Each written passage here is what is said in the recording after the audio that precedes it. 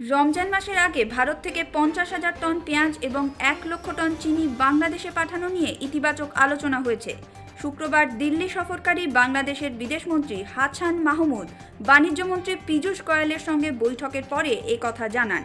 বিদেশ মন্ত্রকের বিবৃতি অনুযায়ী হাছান আজ বৈঠকে বাংলাদেশের রফতানি পণ্যে শুল্ক ও অশুল্ক বাধা প্রত্যাহার এবং বিশেষ করে রমজান মাসে দরদাম স্থিতিশীল রাখতে নয়াদিল্লিকে অনুরোধ জানান। নিত্য প্রয়োজনীয় সামগ্রীর মূল্যবৃদ্ধি বাংলাদেশ সরকারের সামনে বড় চ্যালেঞ্জ, সে কাজেই ভারতের সহযোগিতা চেয়েছেন হাছান মাহমুদ।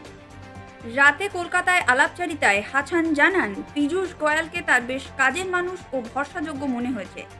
রাজ্যসভায় সরকারি দলের নেতা হিসেবে খুব অল্প সময়ে তিনি বাংলাদেশের মন্ত্রীর সংসদের অধিবেশন দর্শনের বন্দোবস্ত করেন। রাজ্যসভার চেয়ারম্যান উপরাষ্ট্রপতি জগদীপ ধনকরের সঙ্গেও দেখা করিয়ে দেন। পূর্ব পরিচিত কংগ্রেসের নেতা জয়রাম রমেশও হৈ হৈ করে এগিয়ে এসে তার সঙ্গে দেখা করে যান।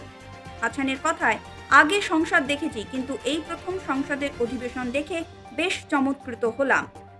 এছাড়াও হাছান জানান, অত্যন্ত আন্তরিক পরিবেশে আলোচনা হয়েছে।